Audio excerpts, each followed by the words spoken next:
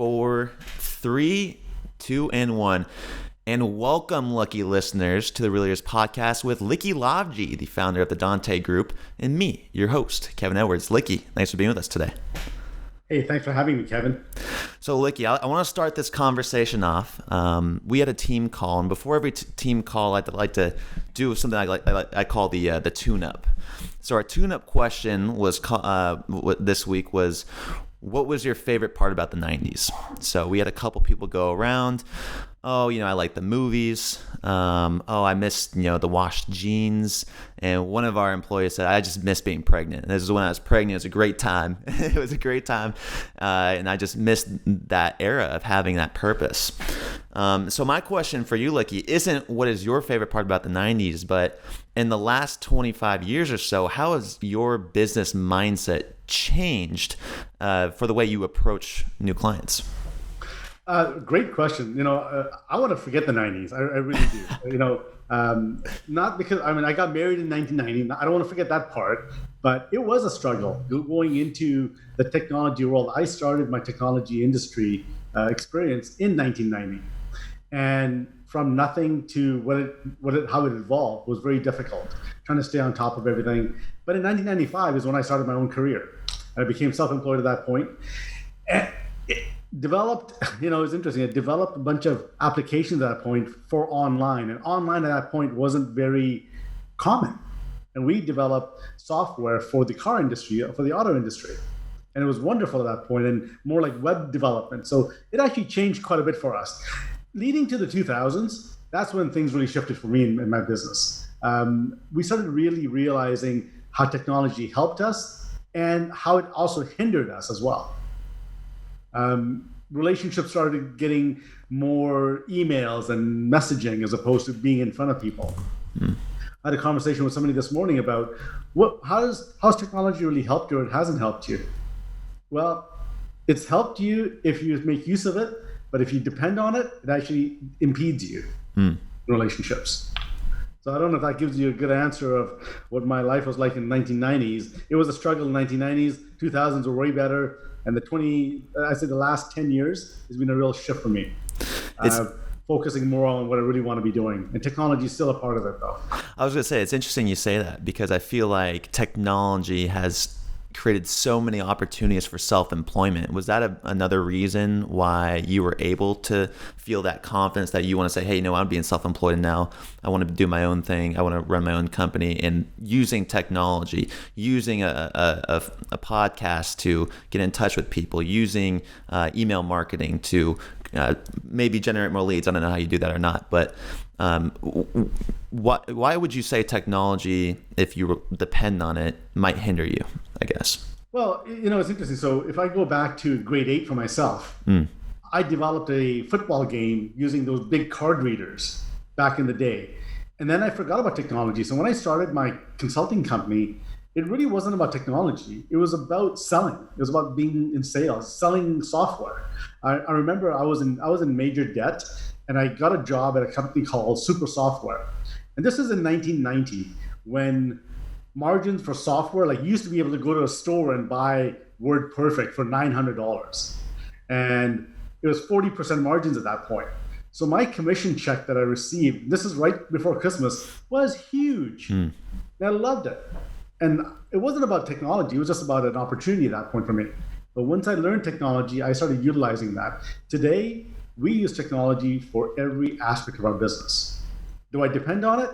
Yes. Do I count it as my sales funnel? I manage my sales funnel, but I'm still an in-person meeting type of guy.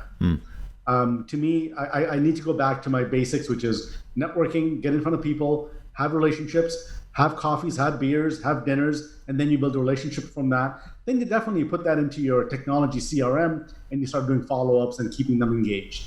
I think it's a mixture of both. Yeah, you have to use both still. So, Likky, what about clients that are outside your area? Do you go out of your way to fly down and meet them for like you said? What do you do? I had a call this morning with a client actually, and they're from Toronto, and we're just looking at booking a trip in February to go see them, and we're just in preliminary conversations with them. To me, it's still about doing the Zoom, having phone calls. But if it gets to a situation where we need to have a deeper conversation, to me, it's all about getting to know people, and they need to know me and trust me, and I need to know who they are as well and trust them as well. See if we can do a good marriage, and we'll go down and fly down and have a conversation. I like that. Yeah, that's something I've also noticed as well with the podcast. You can't have that same human interaction with them, because I do them both. I do them like this, over Wi-Fi, and then also obviously in person. And there's a big disconnect. It's a big difference when you speak with somebody in person in terms of like you can engage with them more. You have a little bit more time to build rapport with them, and you can sense their feelings a little bit better, and you have an understanding for what you want to ask them. Over Wi-Fi, it's a little bit more difficult, and it's a little bit easier to kind of put a wall over you. But Likky, let's talk more about this client that you're speaking to right now. What people aren't going to want to talk to you if you're selling them something that isn't meaningful, isn't purposeful. What type of value are you giving to your customers, and what's the product, I guess, that you're selling? Yeah, so it's interesting. I've been doing coaching for the last number of years, and I was doing sales and business strategy sessions for clients and going in and trying to shift their focus on where they wanted to be at, building a sales team. And literally most of my clients, they were excited about the whole process. They loved it. We went through the process. As soon as I walked away, I'd do a follow-up after 3 or 4 weeks, and they would say nothing got done. Or not the hard things. The hard things didn't get done. Mm-hmm. So things like, if it was a strategy session, it would be, okay, you need to have a real hard conversation with your VP about accountability. That conversation never happened. Or the sales team would be, okay, we need to get these referrals in place. We need to go do some more cold calling, and you need to go out and meet people face to face. And those accountabilities didn't happen. So I had to go back and revisit why this wasn't happening. And it really came down to was people have some limiting beliefs in their personal lives. I'm not good enough. I'm afraid to. I don't want to have those hard conversations because of what happened in my past. There's all these things in our minds. So what I've done now is I've started shifting people's mindsets before I do a change management, before I go and do any kind of strategy sessions. I want to go in there and really have a conversation about what are your blind spots that are in the way. And once we identify those blind spots, imagine you got up this morning and you started driving and you didn't check your blind spots in your car. You're most likely going to get hit, or you're going to hit somebody. But in life, we go on every day ignoring our own personal blind spots. Nobody calls us out on it because we don't allow that conversation to happen, and we just keep on moving. So when we go to organizations, we facilitate conversations around finding your own personal blind spots and organizational blind spots. Once those are identified, we can either resolve them or park them, at least identify what they are, and then move on to be high performers. So our job is to go in, shift a mindset, and then allow them to do where they want to be at. The conversation this morning with our client was about implementing the culture. And I love that conversation. We're trying to do culture. Well, what does culture really mean to you? That was the first question I asked. And they go, well, we have these values and mission. I go, those are wonderful, but do the people know them? Are you hiring based on that culture? Are you hiring or firing based on those cultures? Are you getting your customers based around those cultures or those values? And if not, how are you implementing it? What's in the way of implementing those values? So we had that deep conversation around that. So our recommendation to them was, let's have 3 different sessions between your executives, your middle management, and your frontline staff, and find out what their real issues are. And then put all those findings together, and then reveal all the blind spots to the entire executive team, and then create a plan on how to deal with those. Majority of these issues come up from trust, lack of trust, and a lack of communication. So those are the key blind spots that always show up for us. Yeah, well, Likky, it seems like you're really tapping into something that is been very interesting to me as this year's progressed, and understanding these corporations that are bringing in companies based off their mission and their values, as well as the average friend of mine that's working a 9 to 5 and is continually in the same cycle. So I really like your analogy with the blind spot. It's great. I mean, we all don't pay attention to it, and it could lead to, a serious accident and, a life-ruining situation. So when you're having these conversations with these business owners, and you understand, you find out the gap between management and the average employee at this company, what then is the next step in order to look and find that blind spot that's right there, and what are some examples that you can maybe share with our audience? Well, I'll share one of my personal experiences and how I ended up here, and that will give you an idea of what blind spots do and how to come across them. Great. So when I immigrated into Canada in 1976, I was 10 years old. We landed in Ottawa, and I came from Pakistan, so I knew English, but I wasn't able to articulate my words very well. And the teacher had asked me to get up in front of the classroom and share my journey about the immigration. So I get up there, I'm excited. I'm a 10-year-old kid, it was snowing outside, and I was having fun. And I get up there and I'm talking to them and excited about showing what the immigration, the journey was. And some of the kids started laughing. And one of the kids yells, "Go back where you came from." And I kind of ignored him and I started talking more. And again, he yells, "Go back where you came from." So I just, went back to my chair, sat down, and I was in tears. And the next morning, I developed a stutter. The lack of articulation of words, the not being good enough, created a stutter in my life. I held on to that for 35 years. Now, those are the key words that created this limiting belief of mine. I'm not good enough. You're not smart enough. Go back where you came from. 7 years ago, I'm sitting in a workshop with an incredible gentleman by the name of Bob Berg, who's the author of The Go-Givers. And we do this receiving exercise. And he is, there's people around the table, and my turn to stand up. And the person in front of me goes, they're supposed to appreciate and acknowledge your traits. So they go, you're an incredible person, you're kind, you're loving, you're funny, you're smart, you're engaging.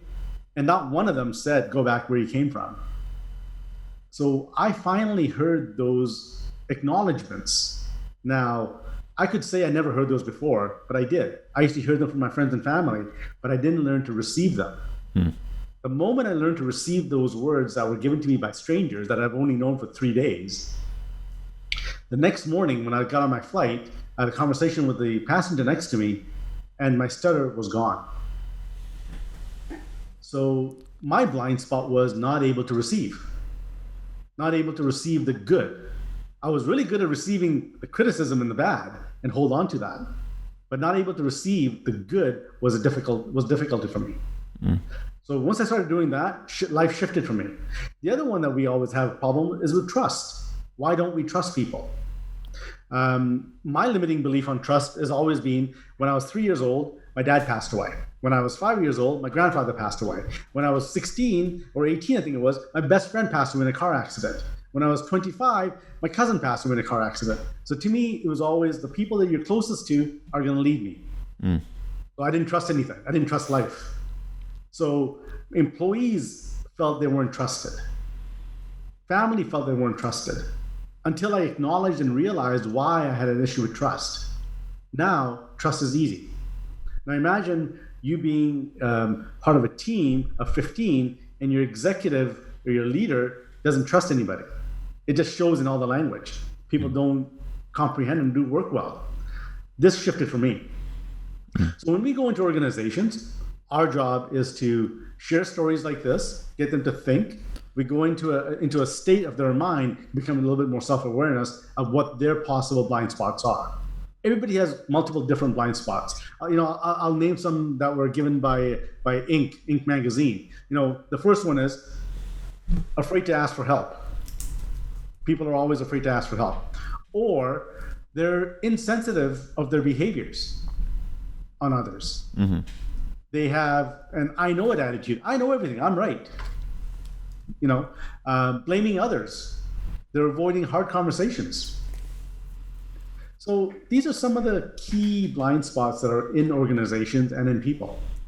Once we find those, my recommendation always is let's find out what the common blind spots are and then facilitate a conversation around resolving them or parking them so you can move towards what you really want to do, which is whatever your business is. Yeah, Likky, well, first off, thanks for sharing that. I know it's pretty difficult to share sometimes, and we appreciate that on behalf of the Leaders audience listening out there. But I want to touch on the point you mentioned, and that was I'm right. And this is something that is so common throughout any business. I think anyone listening to this right now would agree.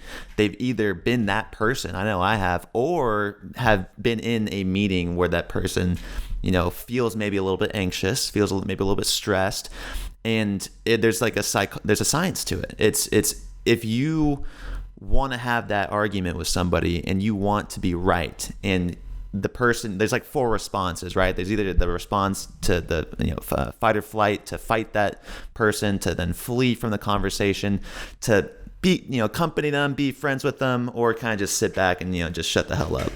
And it seems like these people who have that tendency to be right all the time get this dopamine rush out of it. Like there is a science to it, and it seems to really just spread like a virus throughout the organization itself. So it's really interesting. I'd love to learn more about kind of your work and what you're doing, but I wanted to stay on this topic of blind spots as well, this limiting belief. How difficult is it for an organization or somebody in an organization or a leader of an organization to unlearn something and learn something new? Very simple. I mean, you just picked up on one right now, just by me sharing a story about being right.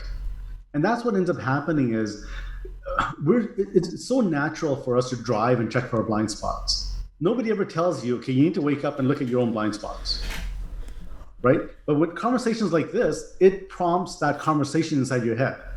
Maybe I am doing this. Maybe I am always trying to be right. Maybe I am always interrupting people when they're talking. Maybe I am not trusting people. So that's what ends up happening after our conversations. Then we go through an exercise for sure, and they write some of these things down and really see if it's real or not. Honestly, it's just being aware that you have blind spots.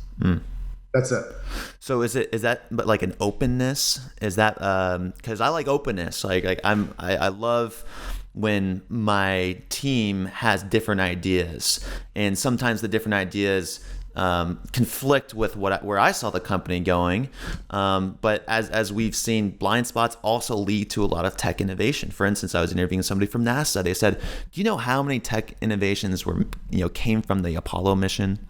He's like, "These spin-offs, they're everywhere. It's on the internet. You can find them." And I looked them up. There's like 50 different tech innovations that came from this moonshot.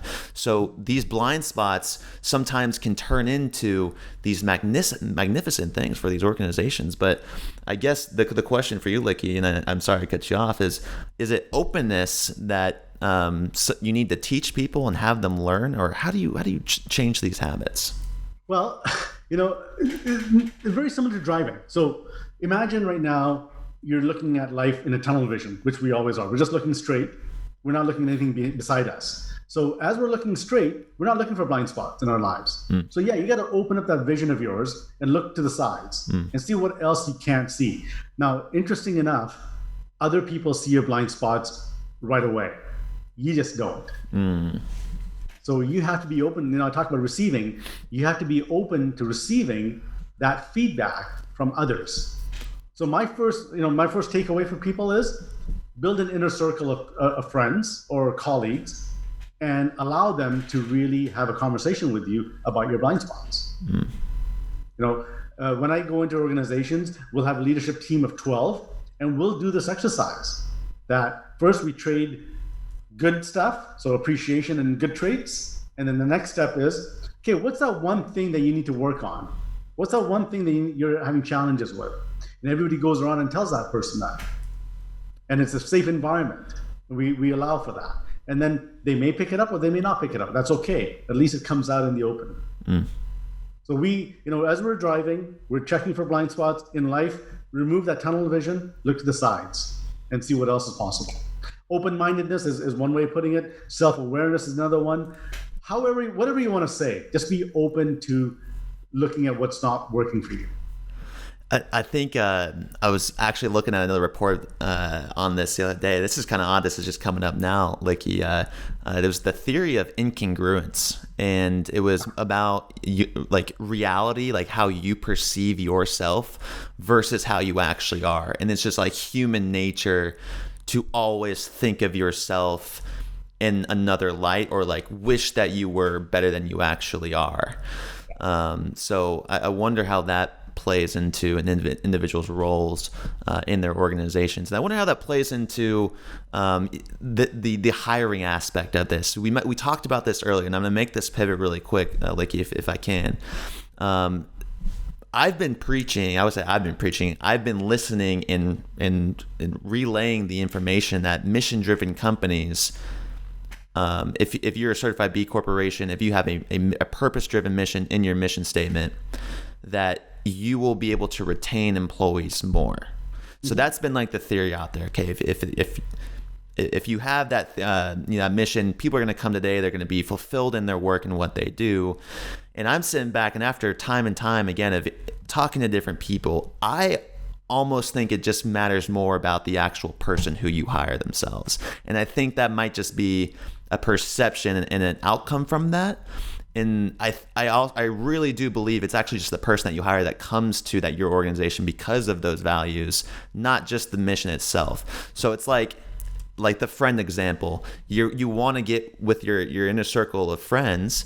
If you move to a new city, you're going to find people that have the same, do the same things as you, go out to the same movies, go out to the same games as you. Is there something to that, Likky? And what's your experience in terms of hiring employees and retention? That's a great question, and I'm glad you set that up that way, because mission statements and vision statements are great to have, and purposeful mission statements are even better to have. But if you're living them 100% within the organization, you will attract the right people. You won't need to go and look for them. And that's where things start happening, is when people start looking for you as opposed to you looking for them. Are you known for living your mission? Is your company and organization known for taking care of people? Are you known for standing behind what you really actually say what you're doing? Are you congruent to what you're written down and what your actions are? If they are, people will talk about you and people will want to work with you. I like that. So if you look at some of the biggest organizations like Apple, for example, right? People want to go work for, when Steve Jobs was around, they wanted to be part of that mission of his, the why. Right? What was the why? And he wanted to live. People want to live that why. People gravitated to that, and they were happy with that. Now, if you've got some other organizations that they have this core value posted and missions posted somewhere, but they're not living it, and they're always asking to look for new employees, it's a revolving door. There's a reason for that. They're not truly living the purposeful mission. Likky, should people be finding jobs or waiting for jobs to find them?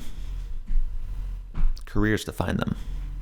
Should people be finding jobs sorry, say that again? Should people be looking for a job or find a job or a career that fits them? Well, there's two ways of answering that. If you're happy where you are, you're not looking for anything. But all of a sudden, you see an organization that aligns with your core values, your purpose in life, and it just shouts out at you, you will align up there. I'll share a small story. So we did a session a year ago, and I do the Simon Sinek Why session, and we help people find their own purpose and their own passion and why. We finished that exercise, and there was a lady there, and she was having a struggle with her career at that point.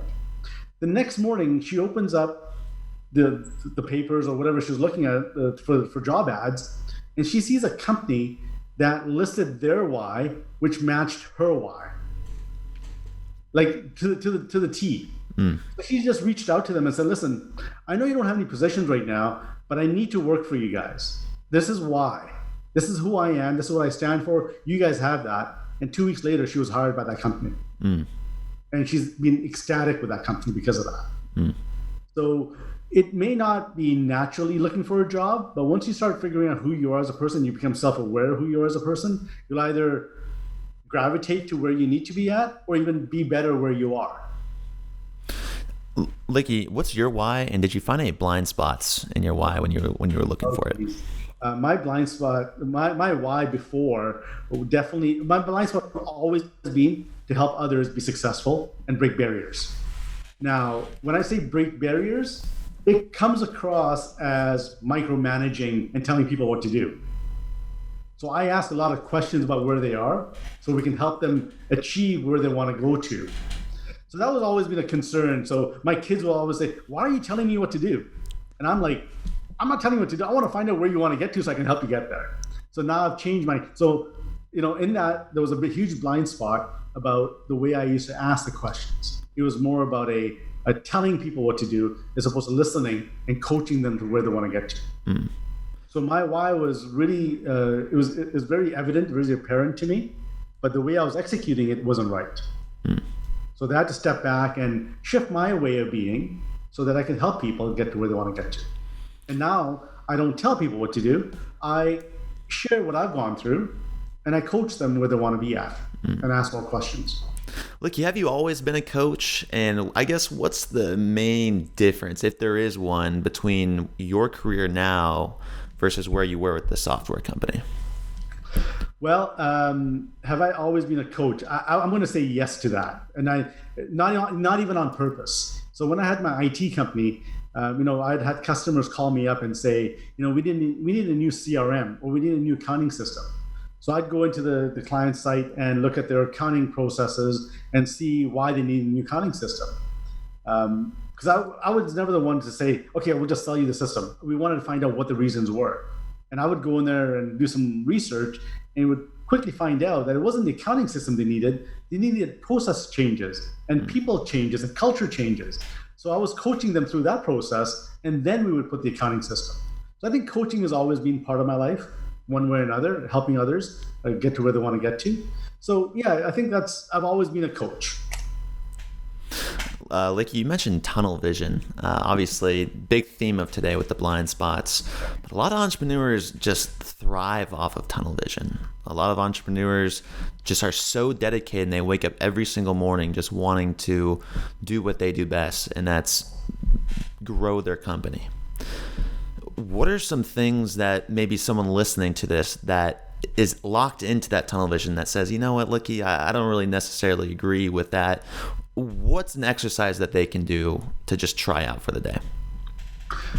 It's not our jobs to change people at all. This is our job to allow them to think what's possible. So anybody who has a tunnel vision, and they probably don't think they have a tunnel vision because they probably don't think they have a blind spot. They're just executing business the way it's supposed to be run. I'll share an analogy of imagine a banker, a head of a bank telling their staff, we just need to get more accounts. We need more accounts.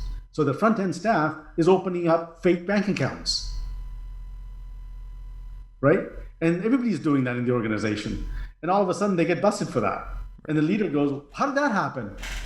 Well, you said get more accounts. You didn't say how or what the purpose was. You just said get more accounts. So the language that we use in our vision and our purpose has to be very congruent to what we're trying to achieve. So the tunnel vision, I've got clients that get up at 4 a.m. and they're sending out emails to their entire staff, and they're upset that they haven't received a response back by 8 a.m. Well, most people don't start work till 9 a.m., but yet they're expecting a response by 8 a.m. So they go into the office at 9 a.m. really upset. I've been up since 4 a.m. How come you haven't gotten back to me yet? That's a true tunnel vision CEO who's just thinking about how they work, not how the entire organization works. So we've got to have congruency in that. And now if your expectations are that you have to work full-time all the time, then you need to hire people like that. Likky, how important is the one who is in management, the one who is in the leadership role, to really get this concept down? Like, how important is, what's leadership roles and maybe the whole blind spot theory in making an organization in congruence? Well, honestly, I think it's the responsibility of leaders to be congruent to our message, to our employees, and create an experience that's incredible. It is a leadership's responsibility to build an organization well.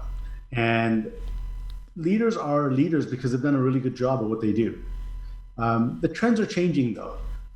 The old way of leadership, leading, isn't working that well. And I see a lot of companies and a lot of individuals spend money on systems and training and sales training and leadership training, but not enough on self-awareness and self-awareness training. And if we can start putting some more resources against self-awareness, that's going to allow the leaders to work well and understand what the employees are going through, and the employees to work well to see what the leaders are going through. Not one person is right. It's a team, and everybody has different personalities, but we just have to appreciate what others go through and what others' blind spots are. I've got blind spots, but my team understands what those blind spots are, and they help me through them. We all have them. But if I wasn't aware of my blind spots and nobody else knew what they were, we would just be running in a circle.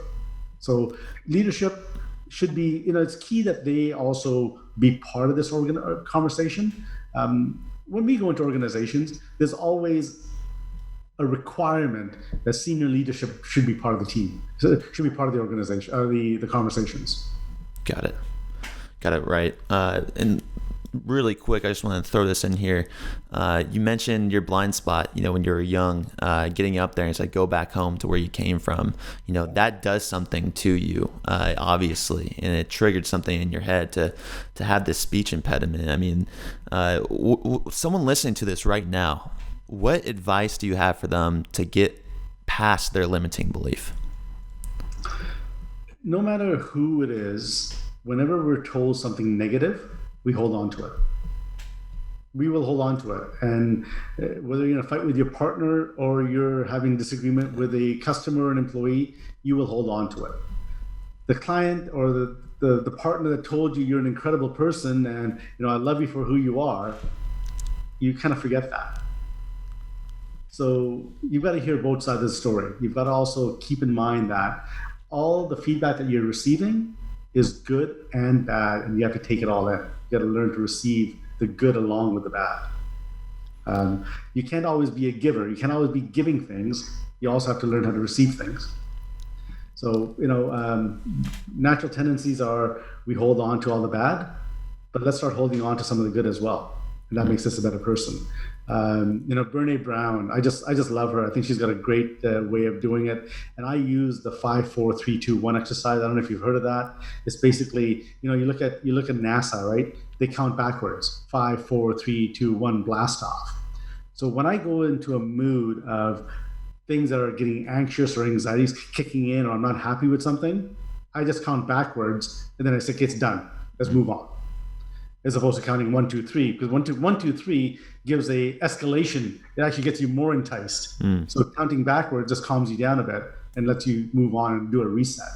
So there's multiple different ways of doing things. I always, after I learned the receiving part of it, whenever anybody has anything to say to me that's not nice or I'm not comfortable with it, I put myself in what they're trying to say and understand where they're coming from.